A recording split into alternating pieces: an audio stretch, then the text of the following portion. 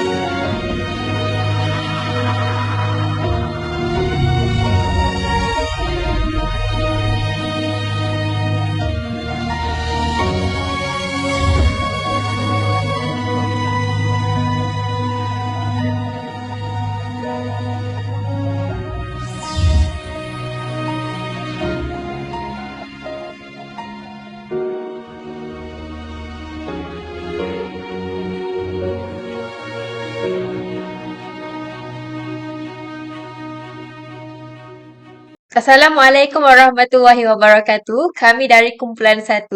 Saya Nurul Nabilah binti Masli. Saya Ain Nabila binti Kamara Arifin. Saya Farhan Syazwani binti Ahmad Kasim. Akan membentangkan tentang isu keruntuhan akhlak yang bertajuk rasuah.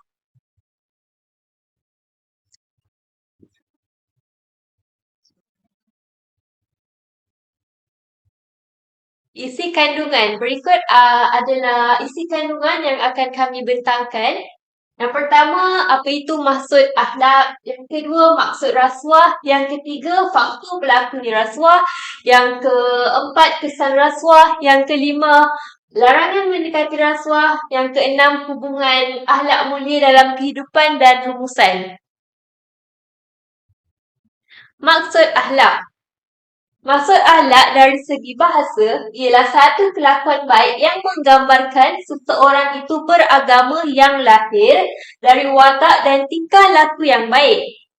Berasal dari jamak perkataan bahasa Arab, khuluq, yang bermakna adat, resam, tabiat, berkelakuan dan muru'ah. Maksud akhlak dari segi istilah pula ialah, menurut Ibnu Miskawai, akhlak ialah keadaan jiwa seseorang yang mendorong untuk melakukan perbuatan-perbuatan tanpa pertimbangan akal fikiran terlebih dahulu.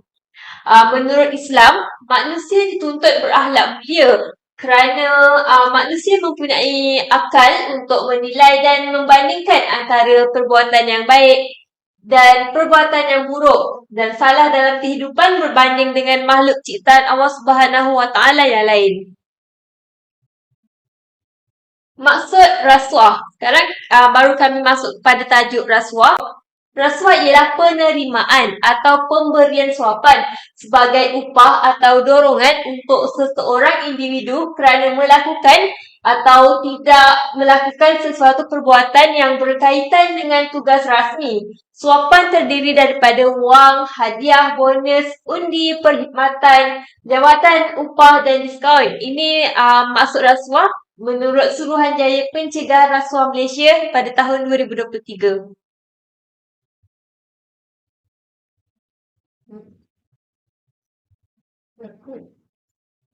Okay. Sekarang saya akan menerangkan tentang faktor berlakunya rasuah. Pertama, wujud peluang. Setiap manusia memerlukan keperluan asas seperti makanan, tempat tinggal, pakaian. Tetapi disebabkan sifat tamak, mereka ingin lebih daripada itu. Maksudnya, contoh gaji kita 3,000, tapi disebabkan mereka tamak, mereka menerima rasuah daripada orang lain demi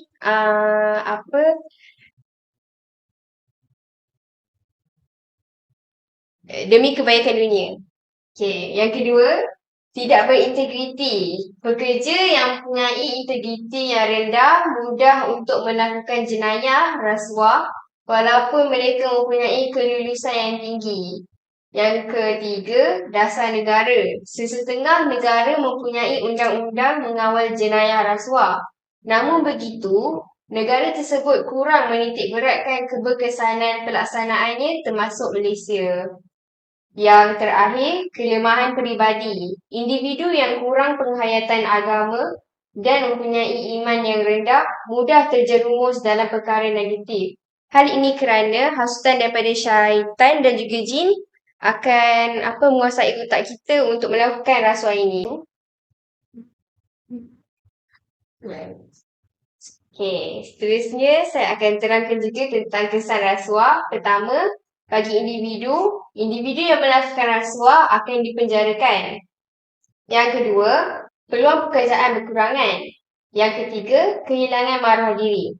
Hal ini kerana jika melakukan rasuah itu suatu benda yang memalukan, kilang-kilang ataupun kita akan kekurangan peluang pekerjaan kerana telah kehilangan maruah diri.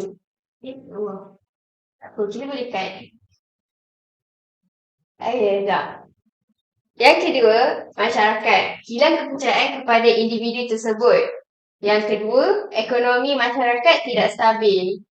Yang ketiga, negara. Pembangunan negara tidak seimbang dan saksama. Yang kedua, menjejaskan imej dan nama negara. Yang ketiga, pentadbiran negara menjadi lemah.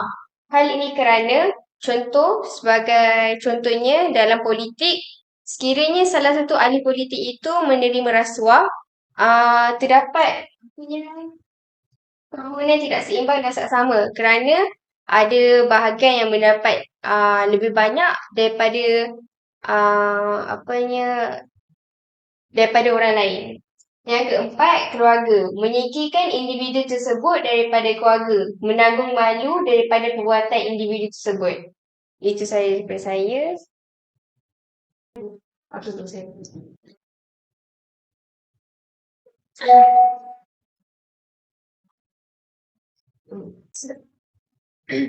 Seterusnya, larangan rasuah. Rasuah membawa keuntungan yang besar kepada peniaga. Namun, ia akan menghakis keberkatan dalam perniagaan. Bahkan, mereka yang melakukan rasuah akan mendapat laknat daripada Allah Subhanahu wa Ta'ala.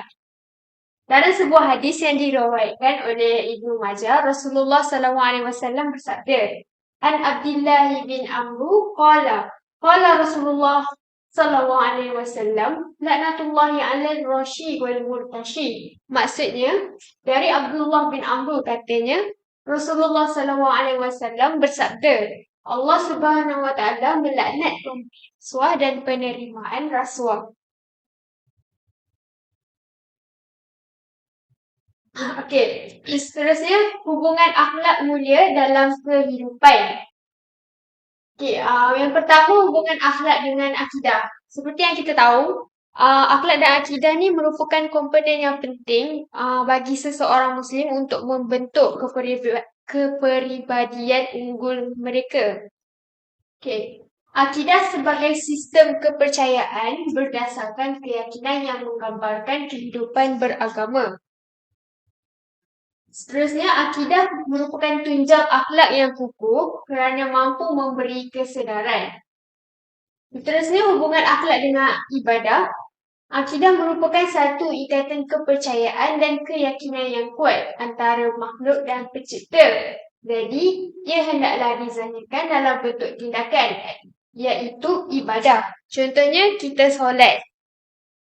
Dan kita solat tu dan kita percaya bahawa kita menyembah Allah Subhanahu Wa Taala. Kenapa lama? Akhir sekali, rumusan. Rasuah merupakan satu penyakit kerana ia memberi impak besar terhadap kemusnahan institusi masyarakat. Gejala seperti ini perlu dibendung dengan cara yang berkesan sebelum ia menjadi budaya dalam kalangan masyarakat. Sebagai umat Islam, pentingnya kita ni menjaga imej agama kita dengan menghayati ajaran dalam agama Islam. Isu keruntuhan akhlak yang membimbangkan ini perlulah diambil cakna oleh semua pihak. Tuntasnya, jika kita menerapkan akhlak mulia ini, ia dapat memberikan kesan yang positif dalam kehidupan sekaligus menjaga maruah agama Islam. Itu saja daripada kami. Terima kasih. Terima kasih. Terima kasih. Terima kasih. Cincin.